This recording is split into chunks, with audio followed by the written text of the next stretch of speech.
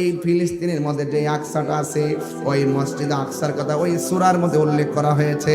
এই মসজিদ আকসাটা কোন ইট বাটার ইট দিয়ে বানানো হয় নাই, রেল লাইনের পাথর দিয়ে বানানো হয় নাই।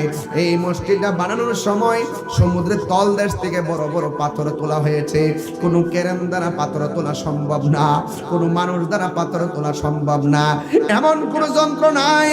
এই পাথরগুলো তুলবে আল্লাহ রাব্বুল আলামিন। এই সমুদ্রের তলদেশ থেকে পাথরগুলা তুলেছেন। এই পাথরগুলা তুলেছেন জিনদের মাধ্যমে, বড় বড় জিনদের মাধ্যমে।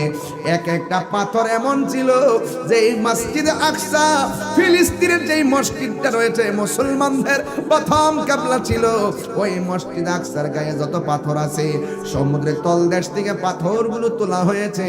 প্রত্যেকটা পাথরের গায়ে লেখা ছিল সূরা ইয়াসিন। আরো বড় করে বলেন সুবহানাল্লাহ। এই মসজিদটাকে সাধারণ মসজিদ রে বাবা।